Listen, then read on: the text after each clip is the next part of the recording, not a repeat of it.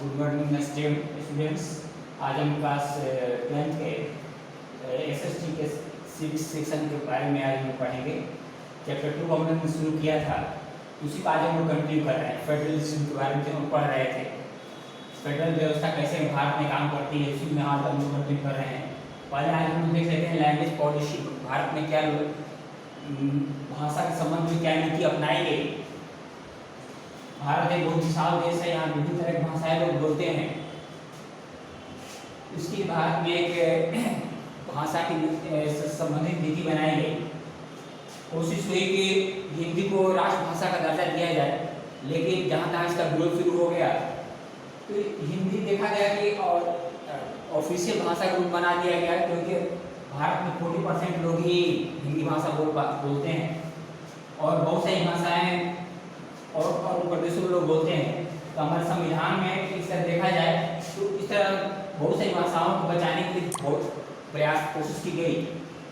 उसमें खास करके हिंदी के साथ साथ हमारे देश में, हमारे संविधान में 21 और भाषाएं को संविधान में अनुसूचित भाषा का दर्जा दिया गया।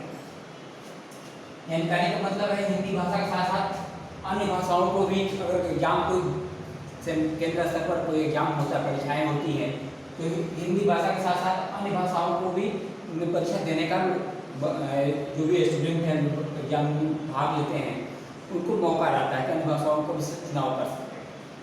इस तरह देखते हैं कि इस तरह इंग्लिश से 1965 के बाद इंग्लिश भाषा को ऑफिशियल भाषा का रूप उपयोग करने पर रोक लगाने की बात चल रही थी। इसका बहुत सारे साउथ इंडिया, खास करके दक्षिण भारत के प्रदेशों ने इसका विरोध करना शुरू कर दिया। तो बाद में तय हुआ कि ठीक है, इंग्लिश को, हिंदी के साथ साथ इंग्लिश को भी ऑफिशियल भाषा के रूप में उपयोग किया जाए। इस तरह देखते हैं भारतीय जो हमारे देश के नेता थे, इन्होंने एक बहुत ही उदार नीति अपनाई ताकि हमारे देश में और जो भाषाएं हैं उस भाषा के लोग भी अपने को ऐसा न महसूस करें कि केवल कोई भाषा उनको थोपी जा रही है। जैसे हमारे श्रीलंका में हम देखते हैं, श्रीलंका में एक ऐसी स्थिति आई, वहाँ पर ब्रिटिश युद्ध भी हुआ, एक सेनी भाषा को अन्य लोगों को थोपने की कोशिश की गई और भी लोग वहाँ पर हैं, तमिल बोलने वाले लोग हैं और भाषाएं बोलने वाले लोग हैं। लेकिन इसी कारण श्रीलंका में एक बहुत ही विकट परिस्थिति देखने को मिलती है। आइए हम आगे देख लेते हैं सेंट्रल स्टेट रिलेशन। आगे भाषा पॉलिसी हो गई, केंद्र और राज्य के बीच संबंध किस तरह का है। हमारे संविधान में सब कुछ अच्छी तरह से केंद्र और राज्यों का अधिकार अच्छी तरह से लिख दिया गया है और उसमें ताकि कोई किसी में मतभेद न हो।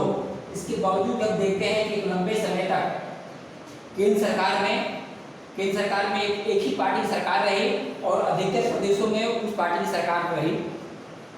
लेकिन ये भी देखा गया कि अन्य प्रदेशों, कुछ प्रदेशों में दूसरी पार्टी की सरकार थी, तो ये सरकार क्या करती थी कि वहाँ पर मनमाने ढंग से ऐसी व्यवस्था करती थी कि सरकारें काम नहीं कर पाती थी। इसे देखते हैं संविधान में दिए गए नियम के आधार पर भी जो अधिकार दिया गया था, राज्य सरकारें उसका पूर्ण रूप से अधिकार उनका अपना पावर शेयरिंग नहीं हो पाता था। इस तरह देखते हैं कि लंबे समय तक ये समस्या चलती रही। बाद में एक समस्या में 1990 में बदलाव आता है, बहुत बड़ा बदलाव आता है। उस समय क्या बहुत सारी बहुत सारे राज्यों में क्षेत्रीय पार्टियां बनी, लोकल बहुत सारी पार्टियां बनी और उसके बाद ये देखते हैं कि केवल जो एक पार्टी की सरकार बनती थी, किसी पार्टी को 1990 के बाद ठीक से बहुमत नहीं आया। उस स्थिति में बहुत सारी पार्टियां मिल करके, 3-4 पार्टियां मिल करके सरकार बनाई, केंद्र सरकार, जिसमें कोलिशन गवर्नमेंट के नाम से जाना जाता है। उससे क्या हुआ, एक तो राज्यों में बहुत सारी क्षेत्रीय पार्टियां काम करती थी, उनको अपने अगर सरकार बना ली है तो सरकार चलाने में आसानी हो गई। और दूसरी बात इस व्यवस्था में एक बहुत बदलाव देखने को मिलता है। सुप्रीम कोर्ट का भी जजमेंट आया इसमें। सुप्रीम कोर्ट का निर्णय आया कि केंद्र में जो सरकार है मनमाने ढंग से राज्य सरकारों को बर्खास्त नहीं कर सकती, हटा नहीं सकती। ये एक सबसे बड़ा बदलाव हमें देखने को मिलता है। इस तरह देखते हैं कि केंद्र राज्य सरकारों के संबंध में बहुत बड़ा बदलाव 1990 के बाद। आगे हम डिसेंट्रलाइजेशन इंडिया, भारत में सत्ता का विकेंद्रीकरण कैसे हुआ, यानी जो फेडरल सिस्टम जो काम करता है उसमें सेंट्रल गवर्नमेंट जो के साथ राज्य सरकारों को अधिकार दिया गया रहता है। भारत के संदर्भ में हम देखते हैं कि बदलाव ही हमें दिखाई पड़ता है। इसमें भारत एक बहुत बड़ा विशाल देश है, यहाँ पर केवल दो स्तर पर सरकार से काम नहीं चलता है। एक स्तर हो गया केंद्र में सरकार हो गई और दूसरे राज्यों में सरकार हो गई। बड़ा देश होने के कारण बहुत सारे ऐसे राज्य हैं जो इतने बड़े हैं, इनकी जनसंख्या तो रूस से भी ज़्यादा है, या जर्मनी जैसे कितने राज्य हमारे यहाँ जर्मनी से ही बड़े हैं, रूस की जनसंख्या से ही बड़े हैं। उस स्थिति में अगर देखा गया कि राज्य सरकारें केवल अच्छे ढंग से काम नहीं कर सकती, उसके लिए किया गया कोशिश की गई कि राज्य सरकार के अंदर कर ही एक ऐसी किसी सरकार बनाई जाए, एक लोकल गवर्नमेंट बनाई जाए, ताकि जो स्थानीय स्तर पर जो है समस्याओं को अच्छी तरह से निराकरण कर सके, अच्छी तरह से सरकार चला सके। उसके लिए तीसरी गवर्नमेंट बनाई गई, जिसको हम लोग देखे हैं निचले स्तर पर राज्य सरकारों से लेकर के गांव देहातों क्षेत्र में जो हम पंचायती राज, और दूसरा होता है म्यूनिसिपैलिटी, जो शहरी क्षेत्रों में म्यूनिसिपैलिटी व्यवस्था की गई, और गांव देहातों में जिले स्तर पर तक पंचायती राज सिस्टम लागू किया। ये व्यवस्थाएं जो ठीक से काम नहीं करती थी, उसके लिए क्या किया गया संविधान में 1992 में एक बदलाव किया गया, खास करके संविधान में संशोधन किया गया और ये कहा गया कि जो पहले जो पंचायत का या म्यूनिसिपल कॉर्पोरेशन का चुनाव नहीं हो पाता था, उसके लिए क्या किया गया कि समय तय कर दिया कि एक निश्चित समय पर पंचायती राज सिस्टम का और म्यूनिसिपैलिटी व्यवस्था का छोटे शहरों में या बड़े शहरों में जो व्यवस्था थी, उसके लिए हर साल एक निश्चित समय पर चुनाव होगा। साथ ही साथ ये कहा गया कि म्यूनिसिपैलिटी में या पंचायती राज सिस्टम में OST शेड्यूल कास्ट के लिए, शेड्यूल ट्राइब्स के लिए, अदर बैकवर्ड क्लासेस के लिए सीट रिजर्व किया जाएगा।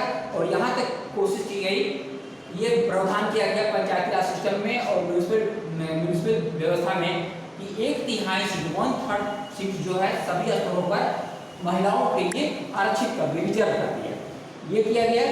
और साथ ही साथ इसमें राज्य सरकारों को ये जो एक तरह से निर्देश दिया गया, राज्य सरकारें अपने जो बहुत सारे अधिकार हैं जो, और रेवेन्यू का जो कलेक्शन करती हैं, लोकल स्तर पर भी इसको पंचायती राज और म्यूनिसिपैलिटी व्यवस्था को देगी, ताकि अच्छी ढंग से काम चला सके। ये व्यवस्था ये लागू करने के पीछे मुख्य उद्देश्य ये था, क्योंकि निचले स्तर पर हम देखते हैं कि राज्य सरकारें ढंग से काम नहीं कर पाती हैं, इसके कारण ही पंचायती राज सिस्टम और म्यूनिसिपल व्यवस्था लागू की गई। क्योंकि हम देखते हैं निचले स्तर पर, सबसे निचले स्तर पर गाँव देहात में या शहरी क्षेत्रों में अगर कोई क्षेत्र में कोई रहता है, उस क्षेत्र की समस्या को अच्छी तरह समझ सकता है, उसका समाधान अच्छे ढंग से कर सकता है, कहाँ पर किस विकास कार्य में कहाँ पर पैसा खर्च होना चाहिए, तो निचले स्तर पर जो लोग हैं वो अच्छी तरह समझ सकते हैं। इसके लिए लोकल स्तर पर, देहात स्तर पर पंचायती राज सिस्टम लागू किया गया और शहरी स्तर पर म्यूनिसिपल व्यवस्था लागू की गई। पंचायती राज के अंतर्गत ये 3 तरह के 3 लेवल हो जाता है। सबसे निचले स्तर पर ग्राम पंचायत हो जाती है, उसके बीच में हो जाता है ब्लॉक समिति या पंचायत समिति कर सकते हैं। तीसरे स्तर पर जिला परिषद हो जाती है, जो दोनों ये ग्राम पंचायत और पंचायत समिति का निरीक्षण करती है, और पूरे जिले में जो भी सुपरविजन काम होता है जिला परिषद काम, ये राजनीतिक पद हो जाता है। शहरी क्षेत्र में हम देखते हैं ये म्यूनिसिपैलिटी सिस्टम लागू किया गया, छोटे शहरों में म्यूनिसिपैलिटी आ गई और बड़े शहरों में इसको म्यूनिसिपल कॉर्पोरेशन कहा गया। अलग अलग क्षेत्रों को वार्ड में बांटा गया, वार्ड के जो मेंबर हो, वार्ड मेंबर जिसको पार्षद भी कहा जाता है, वार्ड मेंबर चुने जाते हैं, और वार्ड मेंबर ही मिलकर के क्या करते हैं, अपने सभा की बैठक करने के लिए एक सदस्य को चुनते हैं, जिसको मेयर कहा जाता है। ये व्यवस्था देखते हैं कि ये डिसेंट्रलाइजेशन किया गया, ताकि हमारा देश बहुत विशाल है, अच्छे ढंग से हमारे देश का शासन चलाया सके, अच्छे ढंग से हमारे देश का विकास हो सके। इसके लिए सारे सिस्टम में डिसेंट्रलाइजेशन, सत्ता का विकेंद्रीकरण किया गया, पावर का शेयरिंग भी किया गया। 3 तरह की सरकारें हो गई, पहला तो सेंट्रल गवर्नमेंट होगी, दूसरे स्टेट गवर्नमेंट होगी, और तीसरे एक हो गई लोकल सेल्फ गवर्नमेंट।